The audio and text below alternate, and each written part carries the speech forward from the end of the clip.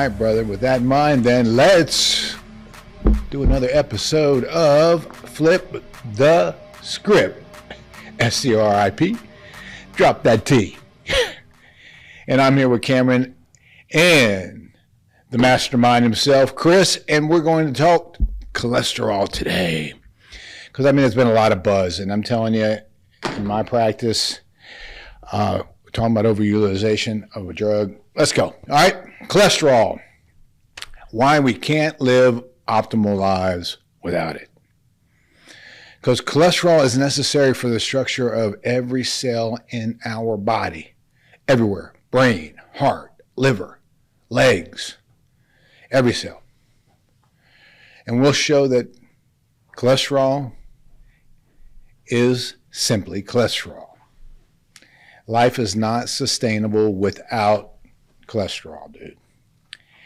We're going to attempt to also drive home our statements on these podcasts with facts and quotes from some of the most in-depth research and renowned experts in their fields on the role of cholesterol, its medical, or should I say its medicinal facts and its medical myths, brother. And we'll show how cholesterol is a vital necessity in the regulation of our hormones, which is the primary precursor for life and period. And, if you look for longevity and vitality in life, any anti-aging specialist is going to tell you that optimal hormone function, that's the precursor to optimal health.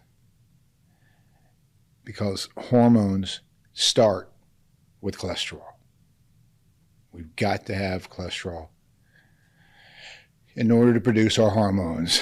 And which is why, in my opinion, perhaps the two most dangerous and devastating drugs right today, as far as quality of healthcare goes, number one is statins for cholesterol, and number two is the protein pump inhibitor for acid reflux. And sadly, these are the two most prescribed drugs in our century. And we've talked about acid reflux on a couple of podcasts, but between these two, because they stop the natural physiology of the body. Thanks, Chris. So, again, understanding too, Cameron, when you look at the damage that can be done, given what a small role cholesterol plays in cardiovascular disease, the side effects of this drug doesn't pay dividends. Because cholesterol isn't primary, secondary, not even tertiary when it comes when preventing overall mortality. So let's talk about some risk factors that are actually of greater risk than cholesterol by far when it comes to cardiovascular disease. The first one, you there with me? A1C, which is what? That's an indicator of diabetes. So we got insulin-related issues first, which is proven, and I think it was Dr. Lustig that says in his book that when you look at diabetes, diabetic patient is about 1,000 times more likely to develop cardiovascular-related disease issues than cholesterol, which now 1,000 times more likely than the average population, where cholesterol is like nowhere close to that. So first, A1C, again, diabetes, an insulin condition. Number two, C-reactive protein, which is a measure of inflammation in the body, right? Now, the thing about C-reactive protein is there's not really a drug to lower that because it's inflammation, all right? So an anti-inflammatory, well, yeah, and that's basically what a statin truly is. But when you look at C-reactive protein, the studies show that a better reducer of inflammation is your omega-3 polyunsaturated oils. So, again, what are we really looking at here? So, inflammation second. Then we get into things like homocysteine. Homocysteine, the elevated homocysteine levels in the blood is an indicator of not inflammation, but also this is where the actual damage can come from the elevated homocysteine into the vascular system itself, right? But, hey, Guess how we lower those? Primarily with the B vitamins, folate, B6, and B12. So you're not going to find a lot of medical doctors jumping on that because it is, again, a supplementation, a vitamin deficiency, not really in their wheelhouse and not a prescription medication for it, right? Then we got things like uric acid level. We talked about that. The key one, in my opinion, and some of these other doctors you're going to find out as well as we follow up, it's going to be your ratio between your triglycerides and your HDL cholesterol. When you divide the HDL into the triglycerides, that's your true marker of the possibility of inflammatory cardiovascular issues, which is really more of a blood sugar handling problem. We'll get to that later. Number 6 in the chart, we're looking at, again, what I was talking about, the essential fatty acids, the omega-3 over the omega-6 ratio. Remember, omega-3s, your fish oils, your flax seeds, the anti-inflammatories, omega-6 pro-inflammatory.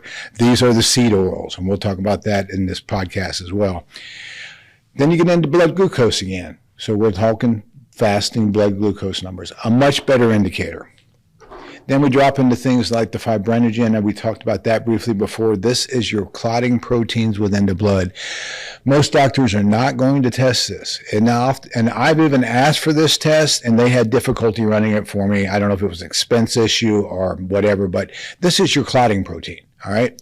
Elevated fibrinogen, more likely to develop thickening of the blood and circulatory issues. However, that's also kept under control and suppressed with things like testosterone, something you're not likely to find your doctor testing on you unless you ask for it. Then we get into low CoQ10 levels, another thing, which, by the way, coenzyme CoQ10 is depleted by the statin drug. And if your doctor has you on a statin drug and he is not having you supplement with CoQ10, hang him up by his toenails, all right? Because this is a documented fact, which is a precursor to hormone production, which is what statins block. Now we get into the lipid proteins. Down the line here at number 10, VLDLs, which very low density lipids. These are, with triglycerides, your true things we want to keep an eye on, and we want to keep the low level as possible. But the VLDL and the triglycerides, guess what they're elevated by? Not fat, not protein, processed foods and carbs. So again, they're barking up the tree, wrong tree, when they're talking fats. And again, though, VLDLs, lipid proteins, they call them the bad cholesterol. It's not even a cholesterol. So nomenclature-wise, they got it wrong. Now we get to LDLs, which mean very little because of these LDLs, again, lipoproteins. And number 12 on the list, cholesterol. So what are we barking about? It basically comes down to this: insulin and inflammation first, not cholesterol, not even close. So why do we continue to place so much blame and negative press on one of our body's essential elements to life, right? Cholesterol isn't dangerous as what we're trying to communicate, in my opinion, certainly. Hopefully you're following me. The etiology of it is. Think about that. So let's reflect a second on the infamous physician's oath, and you and I were talking about this, all right? First, do no harm, doctor. So let's talk about some effects associated with statins. And I say effects because, in my opinion, the word side effect is the wrong term. You stay on these medications long enough, you're going to see one, if not several, of these effects. First one, sadly, documented: cancer. These are the as it applies to statin drugs and their effects, cancer, diabetes. Yeah, if you read these side effects in their handout, or if you Google that, you're going to see cancer, diabetes, right up there amongst the top.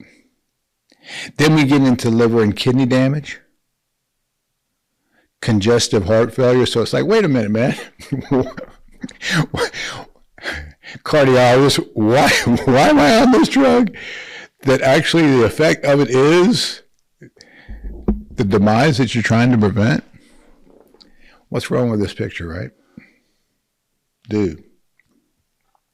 Amnesia, all right, or dementia, another side effect. I'll talk about this with a few of my patients later on as well. And then you have the rhabdomyolysis. This one, that's that Cushing's disease that we call, which is sort of like a big boulder falling on the body with the same reaction, the release of phosphorus and other, what else we have in there? Potassium into the body, which creates it winds up causing inflammation and damage to the kidneys. Well, anyway, but this Cushing's disease is what I see with a lot of my patients who come in with the leg pain, the back pain. So, but rhabdomyolysis is like one of the last things you see on the indications or contraindications are, if you will, side effects, right? So,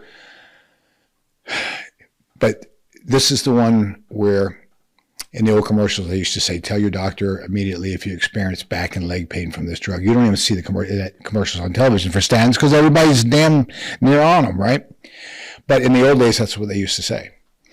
And if you did mention that to your doctor, chances are they didn't know why that was mentioned, so they put you on anti-inflammatory anyway. But this is what rhabdomyolysis is. This is serious stuff. This is basically just damaging to the tissue, causing inflammation, running into the filter system of the body, causing damage to kidneys. And one of my patients, as I'll explain later, had this happen, wound up with edema into his lower extremities, had to go on Lasix, the diuretic to get the water from pulling out of his lower extremity. But anyway, we'll get into that later. How about this one? Number 6, guys, erectile dysfunction. Yeah, okay. Say how many drugs they can treat you with for the side effects associated with this drug. So when we talk about start on one, and next thing you know, you're on 5 or 6, follow these conditions. How many drugs do they have for them? That's why Big Pharma, they don't want this thing going anywhere. If they had their way, they would drop these cholesterol numbers even lower than the ridiculously hypothetical number that it's at right now. Polyneuropathy, which multiple nerve-related issues, right? Myopathy, muscle degeneration, pain, inflammation. List goes on and on. So it's sort of like, really, doctor? Really? You want to put me on that? All right, so let's go on to, again, like I said, all of these effects for a hypothetical, what I call a misrepresentation that cholesterol-lowering drugs save lives. And we're going to prove, hopefully, or at least drive home some research that shows I'm going to use the word here, and you'll hear it again later, the big scam. So let's go on to say this. Statistics show, and will prove, hopefully, or at least we'll lay down a foundation for the thought of this. The chances of you living one day longer, given all-cause mortality, with cholesterol numbers above 200, Cameron, versus, I'm sorry, let me say all-cause mortality with cholesterol numbers under 200, which is what they say you need to be, versus cholesterol numbers over 200, all-cause mortality is near zero. And that's documented. And we'll show it to you. So these studies and research providing what I call the cholesterol lie have been in print, but then researchers have been doing this. I can go back to what Life Extension magazine out of Florida. They've been printing this stuff for over 20 years now. And it's not new by any means. You're going to see we're going to go back 20 years plus. And doctors like Roy Lee from Standard Process, he's been teaching the benefits of cholesterol for 60 plus years now. So let's get down to the skinny if we can. And, I like to prove the stats where I can. Don't just take my word for it, as I like to say.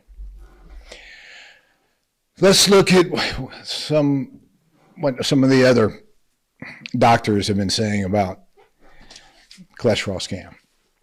And Cameron, we've gone over this book many a time, one of my favorites, right? This one's been out about 2 years now. This is Dr. Robert Lustig, an MD, and he writes in his book, Metabolical, one of my favorite. And page 142, 143, I'm going to highlight this for you, though. It's basically, he says, a fasting lipid profile, what we know of as a cholesterol test, is actually a better assessment of insulin resistance than it is heart disease. And then he goes on to say that the absolute numbers themselves mean very little, and total cholesterol less than nothing. I love it. And you're going to hear more of this too.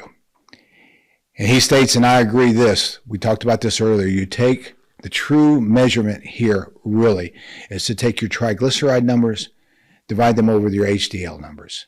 That will give you a ratio, true ratio of what we consider, I consider, he considers the bad and the good cholesterol, okay?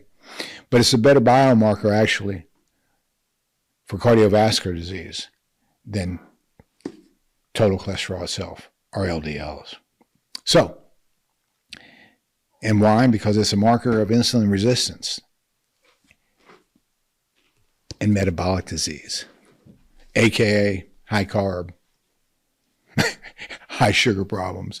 Now, let me see if I can read this for you on page 37. Did I bring my glasses? No, I did not. So, Lord have mercy. Y'all bear with me on this one. Here we go. Oh, what does he say? All right. Let me see if they'll work for me, Chris. Yo, thanks, brother. All right. He goes on to say this, page 37. If you don't need statin drugs, then why would you incur the risk and the side effects, which could include muscle breakdown, kidney failure, and type 2 diabetes? And go on down here at the next paragraph. He goes, recognizing that the data on statins and heart attack are industrial generated and likely best case scenario, the increase of median life expectancy in those with heart disease thought to be the best candidates for statins are this. Over a 5-year period, it's a meager 4 days. That's right. 4 days. Really? And that's the reason why the whole world should be taking them? I love it. So, that is for somebody who has a history of a cardiovascular event. All right. 5 years on that drug, the best you might get is 4 days. But given the life diminishing side effects, that's what he's saying here. Is it really worth it? So, from there, let's go to page 152 and 153 real quick. Let's see what he says. Heart disease, read this. Don't have a coronary, he mentions. And he goes on to say this. On the other hand, fish oil, like we were talking about earlier, as a dietary supplement, reduces the incidence of heart attack by 8%, by 8%, as well, if not better than statins. But most of us are omega-3 deficient to start with. It's processed foods that foments heart disease. Got it? So, again, that's his words as well as mine. Look towards your carbohydrates, sugar handling issues, and insulin to start with. Another great book, while we're at it, let's follow up on this one. This is another one of New York Times #1 bestsellers. This guy's phenomenal. Grain Brain. This is by Dr. David Perlmutter. Again, another MD. Dr. Perlmutter writes in this book, ironically, cholesterol-lowering drugs like Lipitor, Crestor, and Zocor, it was. He goes on to say, he says, new research reveals that statins may lessen brain function and increase the risk of heart disease. So again, doctors, what are we putting people on this drug for? Isn't it to prevent cardiac issues and prevent surgery, bypass, stents? So, and again, from a neurologist. Also on page 42, he also says this. He says, we have evidence in scientific literature to prove individuals with low cholesterol are at a much greater risk of dementia and neurological problems. Got it? So again, both of these side effects are, as I like to say, effects of the medication itself. And they're saying the thing by which these doctors claim to be treating it for are actually an effect of the medication and the statin drug itself. He goes on to say in the next paragraph, this is him, I want to implant in your brain the idea that cholesterol is good. Amen. And that's what we'll touch on a little later on in our topic. Now, he says, we've been barking up the wrong tree, blaming cholesterol itself for coronary artery disease. And now, if we can, let me go to page 78 here, what he says.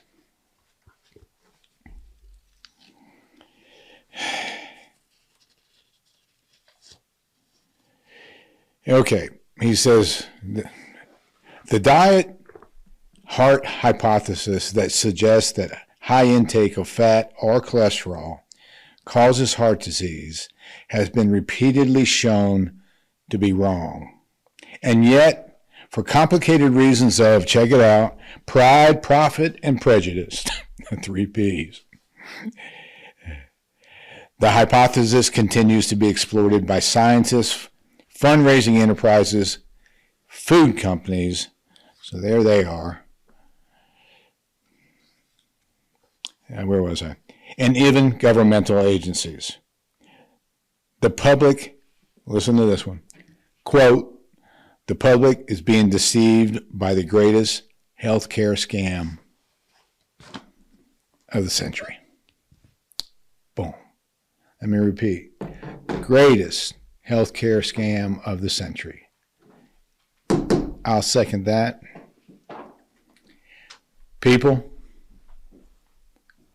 are you being scammed? So, how are we doing? 24 what do you think? minutes. All right. We could roll on to take in, or, because you know I don't like to be long-windeder than I usually am.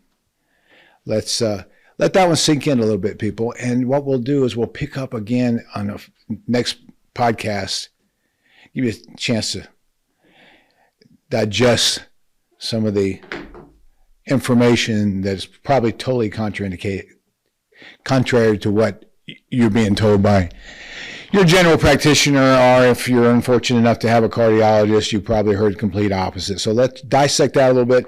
And what we'll do in the next episode, we'll get into what the primary reason why those cholesterol numbers are elevated in the first place. And again, it's not the life-threatening situation that everybody wants you to think it is. All right. The body's just trying to tell you something. If you'll just listen, follow the numbers, okay? Not typically in our healthcare, doctors look for an H here in your blood work, give you this drug, L here in the blood work, give you this drug. It's not that simple. It's not that difficult. Just simply do what the body is physiologically telling you it needs. Follow its clue, and cholesterol comes under control rather easily without the need for, I like to say, life, certainly the quality of life defying side effects of statin drugs. So we'll pick up with that, and we'll start off with another fantastic doctor who gives his insight in our next episode of Flip the Script. In the meantime, stay consciously aware of your awareness of your consciousness, and have yourself a great day. So you ain't missing one. Thanks.